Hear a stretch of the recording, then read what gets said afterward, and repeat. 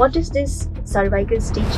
যদি তার twin pregnancy থেকে থাকে কিংবা ট্রিপলেট প্রেগন্যান্সি থেকে থাকে, এই সব ক্ষেত্রে অনেক সময় জরায়ুর মুখে একটা স্টিচ করে দিলে সেই জরায়ুর মুখটা আবার স্ট্রং হয়ে যায়। আমার কাজ সেই 20 বছর বয়স হোক কিংবা 40 বছর বয়স হোক, আমার কাজটা রিয়েলি এক। কিন্তু পেশেন্ট যদি এতটা পজিটিভিটি আর মোটিভেশন আর উইল পাওয়ার নিয়ে আসে, majority of our work is done. এই সব জিনিস যদি ভালো থেকে থাকে, 40-র পরে প্রেগন্যান্সি করাটা কোনো বড় ব্যাপারই নয়। আমাদের সঙ্গে আছেন ডক্টর রাজীব আগরওয়াল এবং কিছুটা প্রশ্ন ওনার জন্যও আছে। আসুন একটু ওনার সঙ্গে কথা বলে জানা যাক, যখন পেশেন্ট ওনার কাছে আসে একটা আশা নিয়ে মা হওয়ার জন্য, উনি কিভাবে হ্যান্ডেল করেন, কিভাবে অ্যাডভাইস এবং মোটিভেট করেন। স্যার, আপনি তো অনেকে ডেলিভারি করেছেন যেখানে মায়েদের বয়স মোটামুটি 40 ক্রস করে গেছে বা 50-এর দিকে এগোচ্ছে। তো যখন এনারা আপনার কাছে আসেন একটা হোপ নিয়ে কি আমি মা হতে চাই, আপনি কিভাবে এদেরকে হ্যান্ডেল করেন? অ্যাপ্রোচটা কি থাকে? আমার মনে হয় যখনই বয়সটা 40-এর বেশি চলে যায়, আমাদের দুটো জিনিস মাথায় রাখতে হয়। এক, বয়সের কারণে ওনার কি নিজের ডিম্বাণু খারাপ হয়ে গেছে, শেষ হয়ে গেছে, আমরা কি নিজের ডিম্বাণু দিয়ে ওনাকে প্রেগন্যান্সি দিতে পারবো? বেশিরভাগ ক্ষেত্রে হয়তো দেওয়াটা একটু মুশকিল হয়ে যায়। যদি সেখানে নিজের ডিম্বাণু ভালো না থাকে, তাহলে আমাদের বাইরের থেকে ডিম্বাণু নিয়ে কাজ করতে হবে। তার থেকে আরো বেশি ইম্পর্টেন্ট হচ্ছে যে 40-এর পরে ওনারা কি শারীরিকভাবে মানসিকভাবে সুস্থ, সেই পরীক্ষাগুলো আমাদের করে নিতে হয়। অনেক সময় আমরা এনাকে আমাদের যে ইনহাউস সাইকোলজিস্ট কাউন্সিলর থাকে তার কাছে পাঠাই, যে জানার জন্য, বোঝার জন্য যে তারা মেন্টালি কতটা স্ট্রং। তাদের কাছে আমরা অনেকগুলো পরীক্ষা করাই, যেমন ইকোকার্ডিওগ্রাফি, ইসিজি করা, চেস্ট কিছু পরীক্ষাগুলো করা, লাং ফাংশন টেস্ট করা। এগুলো করে আমরা বোঝার চেষ্টা করি যে তারা ফিজিক্যালি কতটা স্ট্রং, তাদের অন্য কোনো বড় প্রবলেম আছে কিনা, হয়তো ব্লাড প্রেশার খুব বেশি আছে, সিভিয়ার ডায়াবেটিস আছে, সেসব ক্ষেত্রে প্রেগন্যান্সি করাটা একটু মুশকিল হয়ে যায় কিংবা একটা চ্যালেঞ্জ হয়ে যায়। না হলে এই সব জিনিস যদি ভালো থেকে থাকে, 40-র পরে প্রেগন্যান্সি করাটা কোনো বড় ব্যাপারই নয়। দেবযানীদির সঙ্গে যখন কথা হচ্ছিল তখন উনি একটা জিনিস মেনশন করলেন, আপনি ওনাকে নাকি সার্ভাইকাল স্টিচের একটা অ্যাডভাইস করেছিলেন। আমাদের একটু জানাবেন, what is this cervical stitch, কেন হয়, কি হয়, কোনো রিস্ক আছে এতে? সো জরায়ুর নিচের দিকে একটা মুখ থাকে, একটা ইন্টারনাল অস যেটাকে আমরা বলে থাকি। ওই জরায়ুর মুখে কিছু মাসেলস থাকে, যেটা যখন স্ট্রং থাকে সেই প্রেগনেন্সিটাকে 9 মাস জরায়ুর ভিতরে হোল্ড করে রাখতে পারে।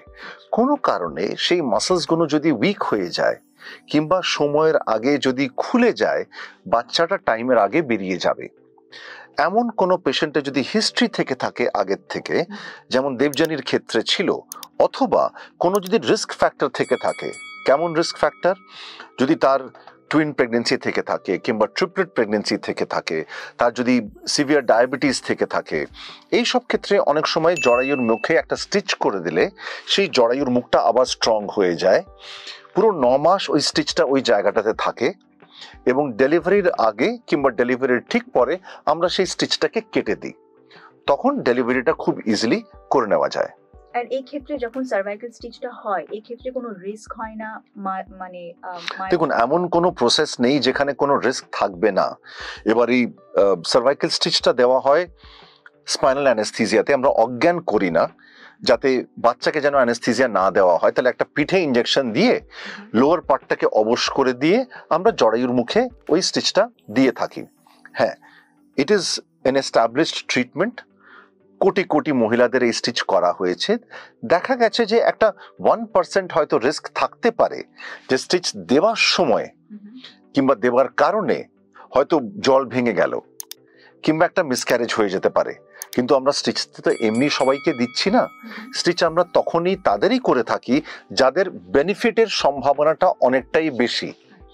রিস্ক যদিও 1% থেকে থাকে, সেটা আমাদের অ্যাকসেপ্ট করতে হয়, কেন কি ওটা না করলে প্রবলেমটা আরো বেশি বড় হতে পারে। তো এখানে আমরা বলতে পারি the benefit is more than the risk. Absolutely. Let's take reference of Devjanidi. উনি এসেছেন at the age of 49 wanting to get pregnant. আপনি এই ধরনের মহিলা যারা মা হতে চায়, আপনি কি অ্যাডভাইস করেন ওদেরকে, কিভাবে মোটিভেট করবেন to go ahead with this journey? আমার মনে হয় দেবযানীর ক্ষেত্রে আমার কাজটা খুবই ইজি হয়ে গেছিল, কেন কি Debjani was more motivated than I was, and I think more than the doctor. কেন কি আমার কাজ সেই 20 বছর বয়স হোক কিংবা 40 বছর বয়স হোক, আমার কাজটা রিয়েলি এক। কিন্তু পেশেন্ট যদি এতটা পজিটিভিটি আর মোটিভেশন আর উইল পাওয়ার নিয়ে আসে, majority of our work is done. So I think what we need to learn from Debjani's experience and Debjani's case is that faith, trust, and positivity can take you over more or less all the hurdles. And that is the faith we need to maintain. We need to understand যে doctor আর পেশেন্টের না এ এক জুটি।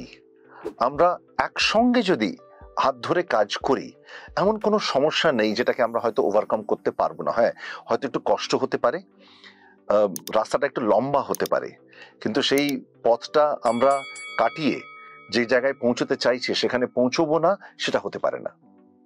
Thank you so much, sir. It was great talking to you and having your viewpoint. Thank you.